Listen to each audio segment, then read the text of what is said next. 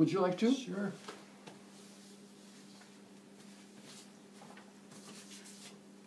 Oh, this is it. Hi, Bert. I came across your video recently and am finding them very helpful as I have been suffering from depression for quite some time. I'm wondering if you could tell me why the pain of being sexually abused hurts much longer and more intensely than any kind of pain or trauma. If you could tell me the spiritual reason for the hurt, I would be very grateful. Thanks. Now, more or less, we've covered it, isn't it? Yeah. His most intimate experience was that sexual. You see, if as a child a sexual experience wasn't tantamount to him, maybe because he was playing nude with his parents, they were in a nudist camp and they brought him up where being touched was nothing, didn't mean anything. Well, there he would have no trauma. You see what I mean? So it wasn't his most intimate experience. But in this particular case, it is his most intimate experience, being sexually abused, because it touched his identity, who he claims himself to be. If you think you're just a body and somebody violates, your body, for example, attacks you or whatever, that can become very traumatic to you. You see? So always remember that what makes something extremely problematic to a human being is always because it touches their intimate experience, their most intimate experience. Okay? Always remember that. So, because another person might not feel the same impact.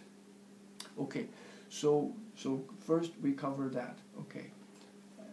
It's paradoxical again in that what is most traumatic when witnessed as it is opens the gateway to pure witnessing. That's right. That's it's right. A total paradox. Yes. Because the thing that looks like it will crush our spirit forever is actually the doorway that releases. That's right. That's right. And not that you wish any of that on anyone, but right. that lies within that same seed. Right. So the most intimate it is, the greater the awakening you will experience. You really have to surrender to it. Yes. You can't well, try to witnessing. Well, no. Right.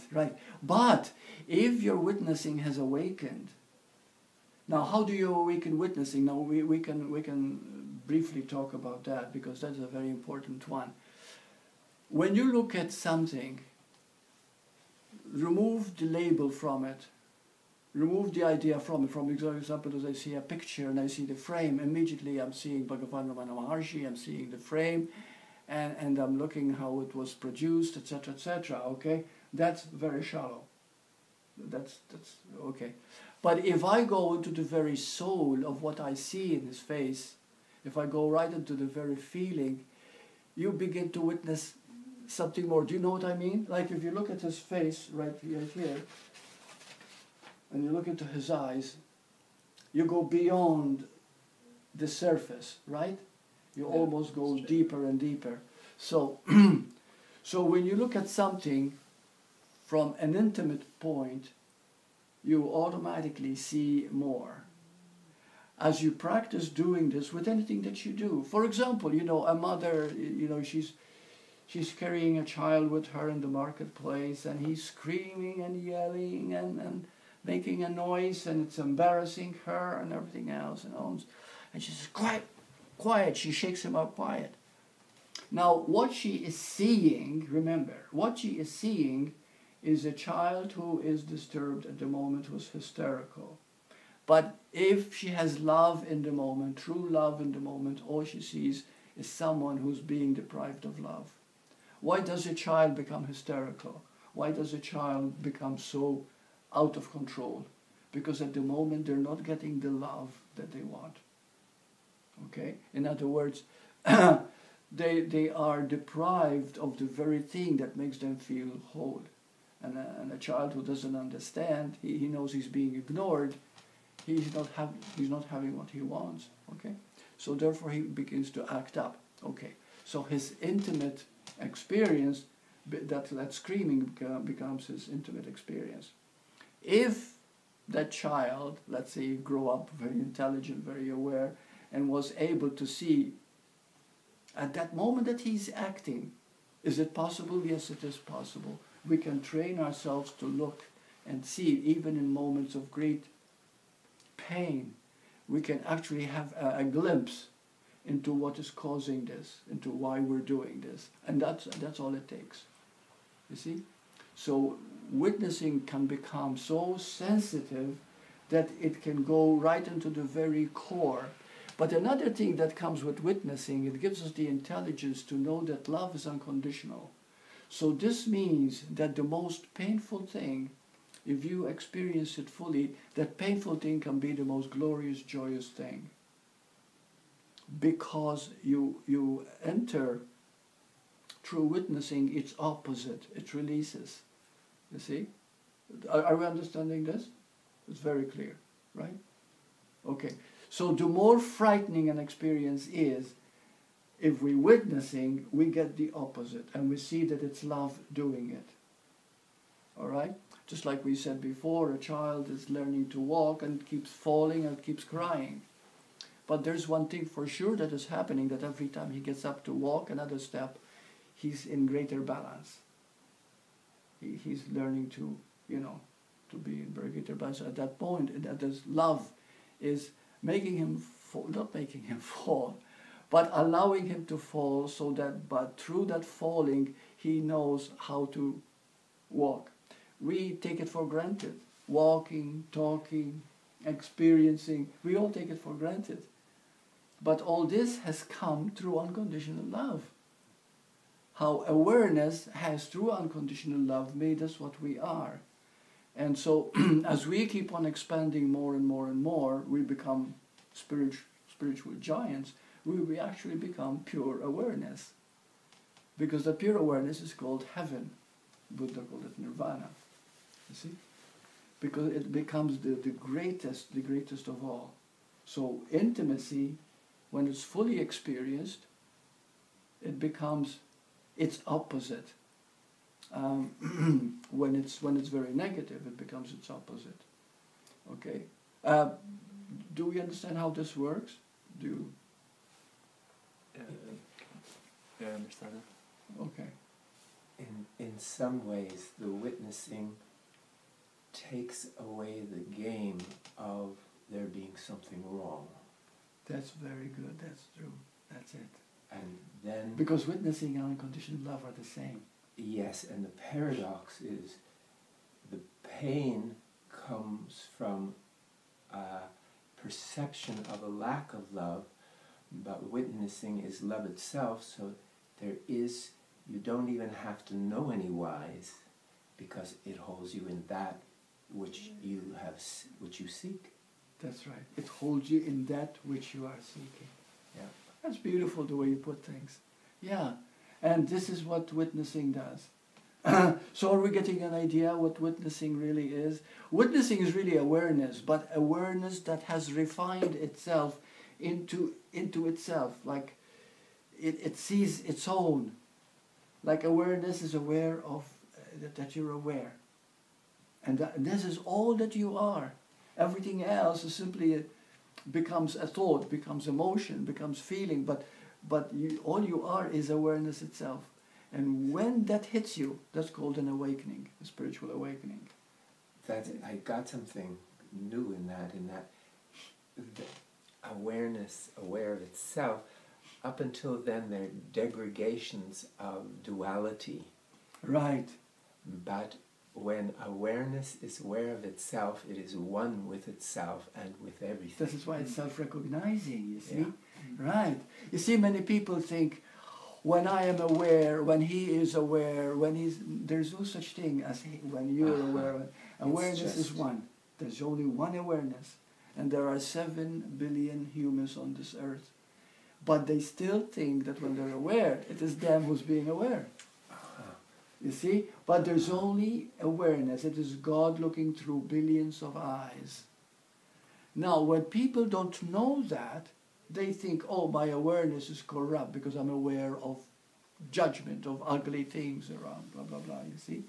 But awareness in itself, as awareness, is always pure, because it is totally unconditional love. Everything else is just a story and a belief. The most horrendous thing, the most frightening thing for a human being is to give up all his beliefs until there's nothing, absolutely nothing left. And when there's nothing left, all that's left is pure awareness. And that pure awareness becomes home, becomes heaven. Now some people might think, but won't you become totally stupid, imbecile, when you give up all your beliefs? No, because when you give them up, you still remember them, you can still feel that you've had them, but right now you see so clearly that you're not caught in a limited way. So, did we answer the question up to this guy? I read the question about the abuse part, Yeah. but I don't know if you have any others. Oh yes, I have. Would you like to read one more? Oh, could you read this one? Okay. I marked it that way because it's a long one. My question is, however, there are some things I see that I don't like, that don't match up to my values. But as I've discovered, trying to make it change usually has the opposite effect. You struggle even more so. So what is next? Is seeing enough and let them change on their own? Is there anything that can help along in the process? Yeah, you see? So what is happening with this man? Yep. He's moving on the verge from mind to heart. I keep asking those questions. What shall I do? How shall I see it? How shall I fix it? Right. What is going to happen? When all that drops away, all you're left is with, here now, witnessing. You see, witnessing can teach you everything you need to know. Everything.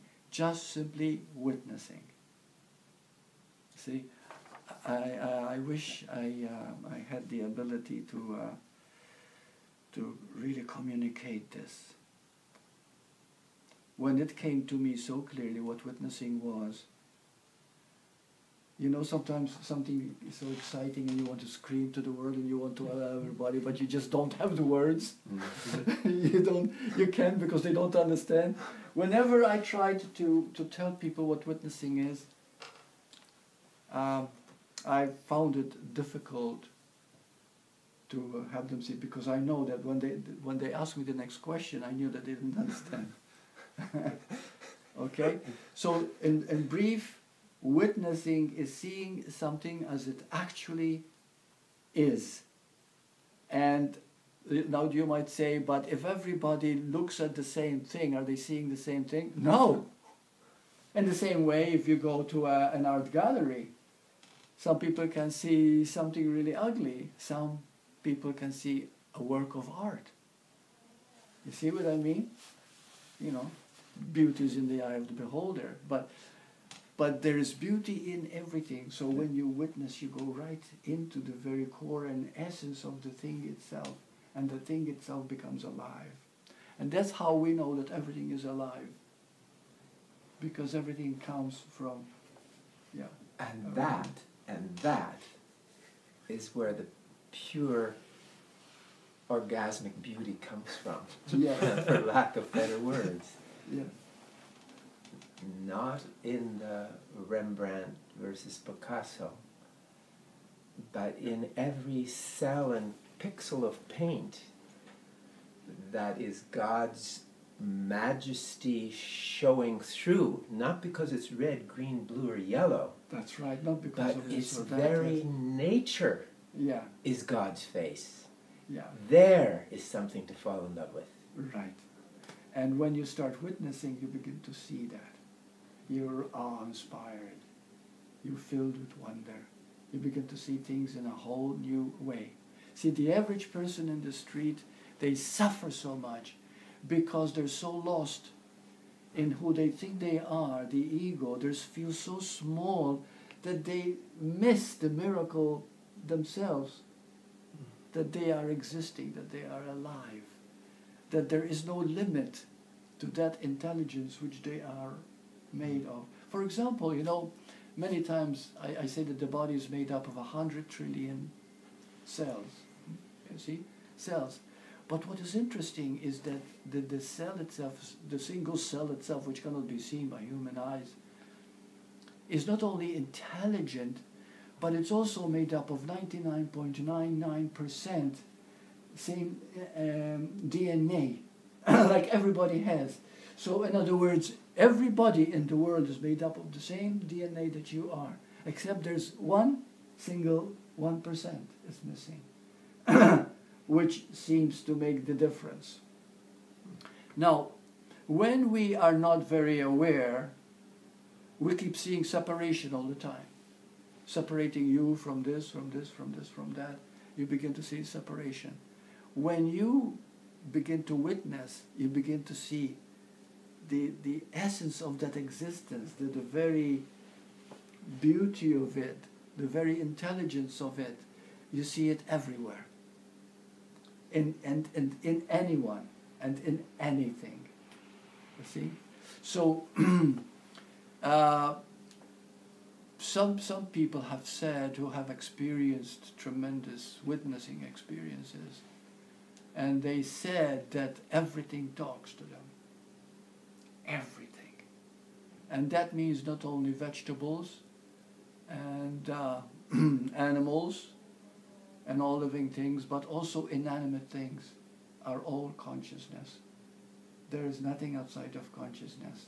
Because everything that appears, even an inanimate thing, even a solid block of something, of you know, wood or whatever, it itself has come from awareness. It has come from nothing. So the awareness just is. Doesn't that blow you away when you say it just is? And the reason everybody thinks they are aware is because it is self-recognizing. You see? So everybody thinks it's their awareness. But there is no one who owns awareness. There's only awareness. So therefore, when you begin to feel that through the witnessing, you find, how can you die? You never even lived. You know what I mean? Like you really, really live, really very alive.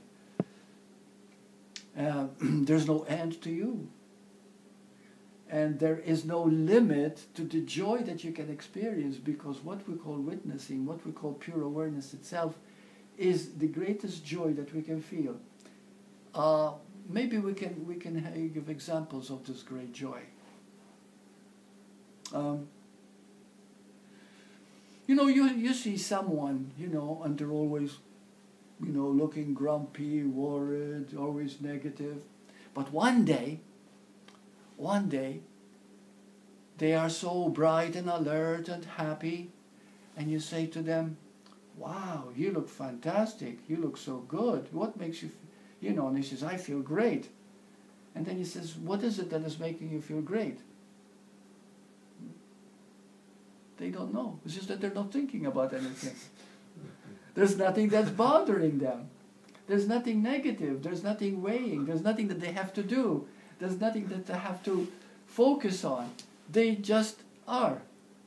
They have moved for a moment into pure awareness. Just like somebody loves something, because love and pure awareness are the same. Okay? One time, what's his name? I think it was Gene Kelly. You've heard of Gene Kelly, right? Absolutely. Oh gosh, I love the guy. And he says whenever he's dancing on stage, you know, he's doing the dance, he said he's in love.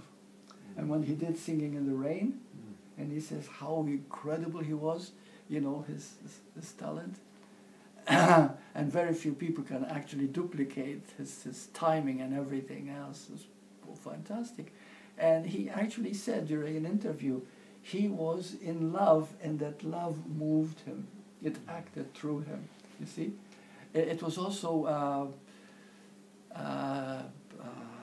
what's his name? I love this guy. It's a black guy.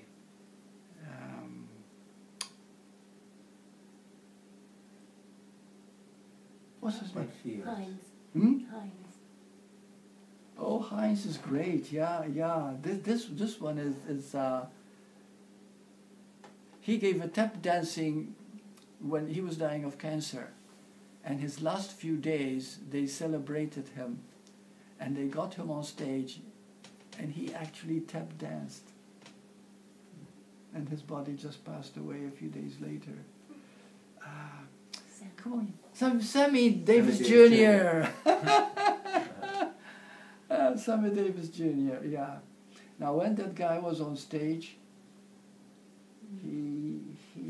he was show business. You see.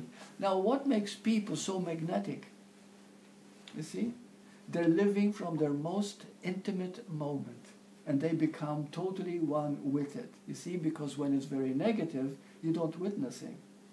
But when it's something that you love, you are the witnessing is living it. You see, this is what makes the difference, because the most intimate experience can be a horrendous experience.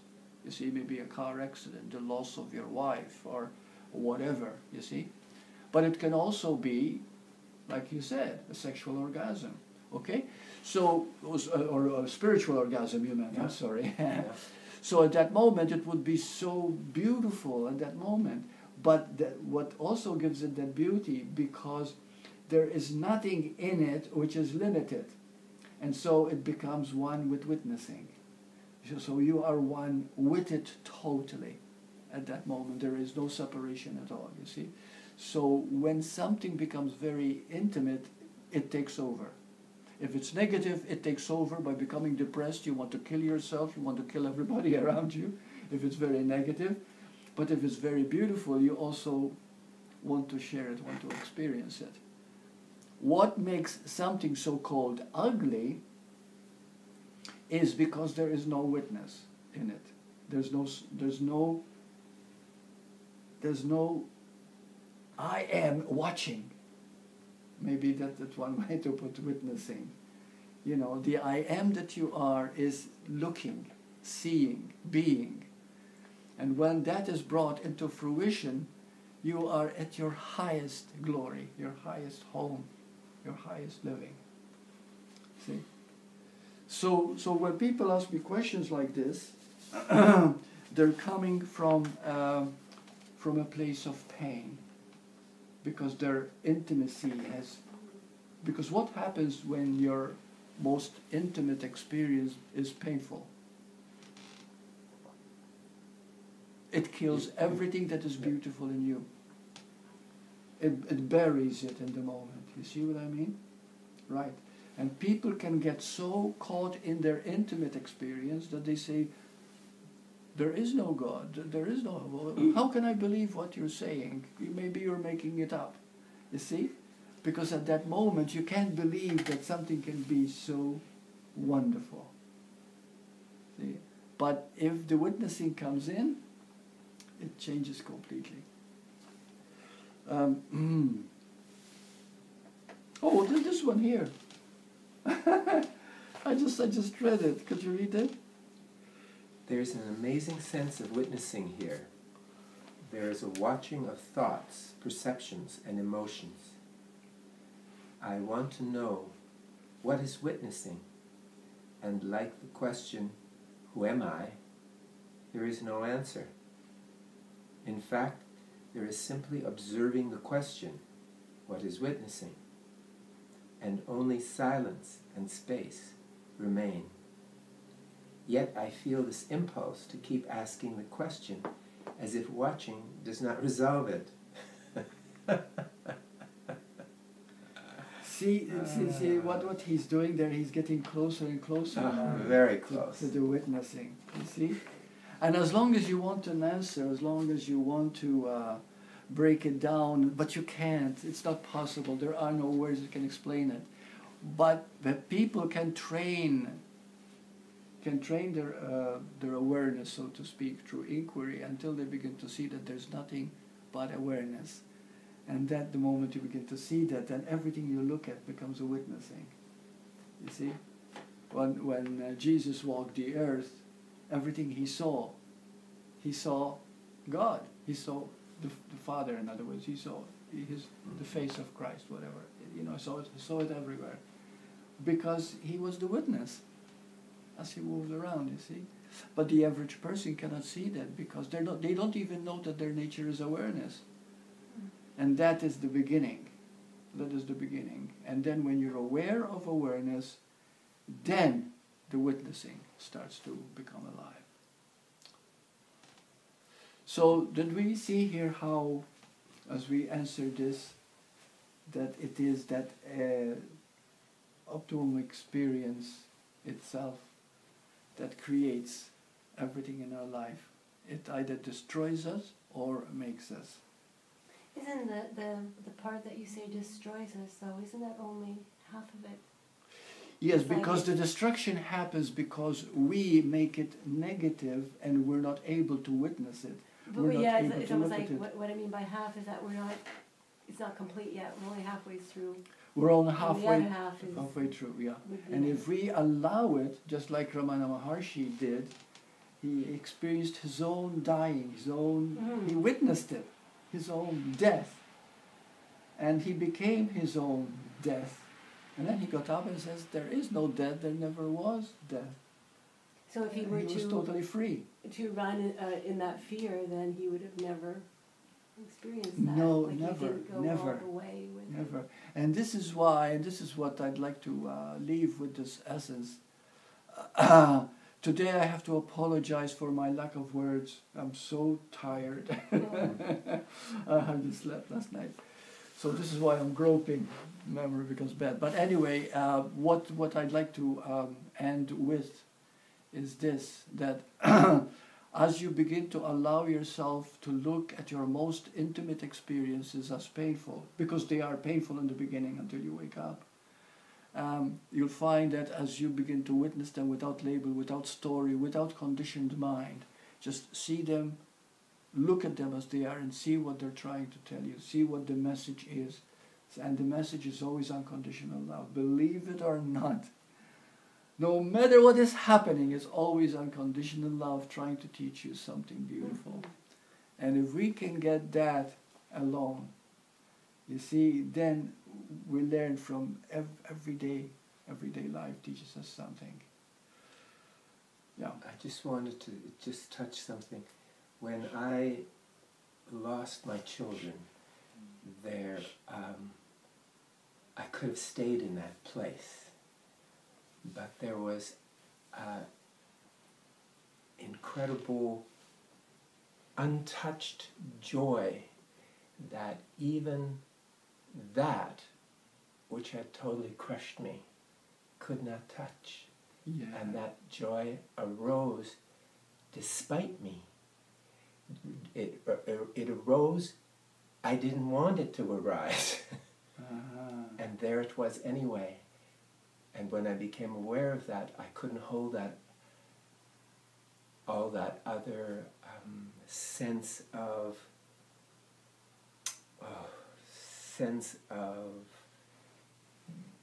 identifying with great loss. Yeah. Couldn't hold it anymore. Yeah. Because but you see, there was something in you that was already awakened. You see, because this happens with a lot of people. Some people, have been drinking for a long time or been doing this for a long time, and all of a sudden something happens, and they know that there is something in them which is better than this. So there is something still there, awakened. So if we learn to listen to that, it becomes more and more alive in us. Yeah, and that is the witnessing, trying to see if everybody becomes a witness, on the earth, everybody becomes a witness, what happens? Paradise? Yeah, it is paradise. Yeah, yeah. I mean, I try to picture it, you see, you know, I try to sometimes, you know, what would it be like if we all witnessed, we're all witnessing at the same time. And yeah, it would be paradise, it would be, but there is no way that you can But then explain again, that. then again too though, what would the purpose of earth and incarnation be without the resistance? Yeah, yeah. So that all, but you see, with witnessing, all that will stop. And then with witnessing, there was never. Reincarnation doesn't stop. There was never reincarnation. There was never time. Oh. There was never story. any. There was no story. Nothing ever happened. Okay. Yeah. You see. That's the. Yeah. It's That's every, another- yeah. That's another story. Yeah. That's another. That's the heavenly realm. home. Yeah. Yeah. Realm, that's a good word. That's yeah. So we'll leave it at that. Okay. Okay. Namaste. Namaste.